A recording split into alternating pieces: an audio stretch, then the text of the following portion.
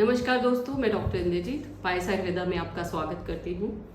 आज का हमारा टॉपिक है कि ग्रोथ हार्मोन्स जो हमारे बच्चों को इफेक्ट करते हैं उनकी एडोलेसेंट एज में। और ये ऐसा फेज होता है कि बच्चे किसी से बहुत खुल के भी बात नहीं कर सकते। तो यहाँ पे पेरेंट्स की एक ड्यूटी बहुत बन जाती है कि बच्चों से इस बारे में कुछ उनको गाइडेंस दे। बहुत ज़्यादा हम लोग कई बार रिजर्व रहते हैं, तो हम उनको, अगर हम बात नहीं कर सकते तो हमें उनको काउंसलर से ज़रूर मिलाना चाहिए। एक बार उनका चेकअप भी ज़रूर करवाना चाहिए कि are they going in the right direction. और यहाँ पे बच्चों के लिए मैं यहाँ पे ये बोलना चाहूंगी कि उनको जो भी नेट पे अवेलेबिलिटी है उसकी तरफ बिल्कुल ध्यान नहीं देना चाहिए, क्योंकि जब आप उसमें छोटा बच्चा दिखाया, ये जो हमारी एज होती है, ये जब आप टीन्स में एंटर करते हैं तो 13 से 19 और 20 इयर्स तक है जो आपकी प्रॉपर ग्रोथ होती है। तो उसमें आपको बहुत फिक्र करने की जरूरत नहीं है कि आप इतने छोटे हो और आप इन चीजों की तरफ सोचना शुरू करोगे।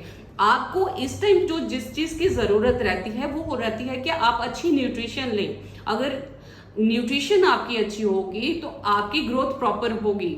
और दूसरा चीज है, हमारे जीन्स पे ये बहुत सारी चीजें डिपेंड करती है कि हमारे जैसे जीन्स होंगे वैसे हमारी ग्रोथ होगी। न्यूट्रिशन हम जैसे लेंगे, और दूसरा हमारा रीजन, हम लोग कहाँ पे रहते हैं, वो चीज बहुत इंपॉर्टेंट होती है। और हमारा माइंड सेट कैसा है।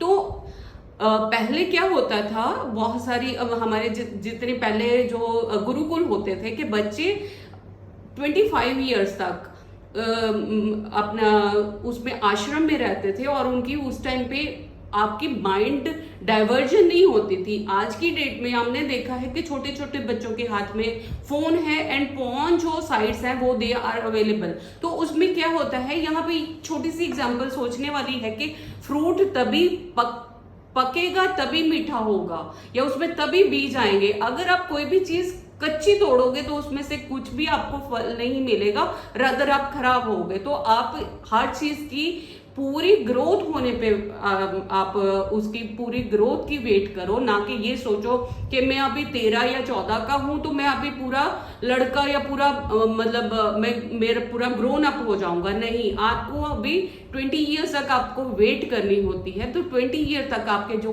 पूरे हार्मोन्स हैं वो पूरे डेवलप होते हैं, और उसके बाद आप जाके अगर फिर भी आपको कोई दिक्कत आती है तो आप किसी अच्छे डॉक्टर से आप उसका परामर्श ले सकते हैं। तो यहाँ पे मेरा जो बताने का मकसद है वो ये है कि अगर फिर भी आप लोगों को कभी लगता है कि मेरी कोई दिक्कत मुझे आ रही है, तो आपको अपने पेरेंट्स से बात करनी चाहिए, ना कि आपको खुद इसमें साइट्स पे जाके आप खुद क्योंकि हमारे पास भी बहुत सारे ऐसे कॉल्स आते हैं, छोटे छोटे बच्चे होते हैं कि हमें ये प्रॉब्लम है, हमें वो प्रॉब्लम है। तो इतनी छोटी एज में हमें हर कोई नहीं गाइड करेगा कि आपको अभी मेडिसिन की जरूरत नहीं है। हर लोग पैसे लेने के लिए बैठे हुए हैं, तो आपको इतनी छोटी एज में कभी कोई मेडिसिन लेने की जरूरत नहीं है, अनटिल और अनलेस। हाँ, यहाँ पे एक चीज बहुत ज्यादा ध्यान देने वाली बात है, पेरेंट्स को यहाँ पे बहुत ध्यान देना चाहिए, क्योंकि इस टाइम पे जब हमारी ग्रोथ होती है तो हमारी बॉडी में दोनों तरीके के हार्मोन्स रिलीज होना शुरू होते हैं। तो मेल और फीमेल, हमारी जो भी एनर्जीज होंगी, मेरी मेल एनर्जीज होंगी तो मेरे मेल टेस्टोस्टेरोन जो मेल हार्मोन है वो सक्रीट होना शुरू होगा। अगर मेरी एनर्जीज कहीं ना कहीं मेरे राइट नेजल कई बार ब्लॉक हो जाते हैं, उसमें बहुत सारे रीजन रहते हैं, उसमें ये नहीं है कि आपको प्रॉब्लम होगी। तो उसमें क्या होता है, मेरी बॉडी में जो है फेमिनाइन एनर्जीज बहुत ज्यादा बढ़ जाती हैं, जिसके कारण कुछ लक्षण फीमेल्स के आने शुरू हो जाते हैं। तो यहाँ पे पेरेंट्स के लिए बहुत जरूरी है कि वो उस टाइम पे थोड़ा चेकअप करवाएं बच्चे का कि उसमें ऐसी कोई चेंजेस तो नहीं आ रही। क्योंकि हम लोग आजकल इंस्टाग्राम और उस पर हम लोग बहुत देखते हैं, क्योंकि उनके लक्षण हम लोग देखते हैं कि शुरू में ही चेंज होना शुरू हो जाते हैं। तो 20 साल से पहले हम बच्चों को वहां पे प्रॉपर जो उनको हार्मोन्स चाहिए, अगर हम उनको प्रॉपर हार्मोन्स उस टाइम पे दिलवा देते हैं, या कुछ मेडिसिन जैसे अश्वगंधा है या शिलाजीत है, ये जो मेडिसिन अगर हम लोग उनको दे देते हैं तो उस पर उनको पूरा बेनिफिट मिलता है। हमें यहाँ पे पूरा ध्यान देना चाहिए कि बच्चे की डेवलपमेंट पूरी होनी चाहिए। यहाँ पे फैक्टर जो आजकल हमारे पास इतने प्रॉब्लम्स में बच्चे आते हैं, तो यहाँ पे एक चीज है कि बॉयज में इनफर्टिलिटी और लड़कियों में जो है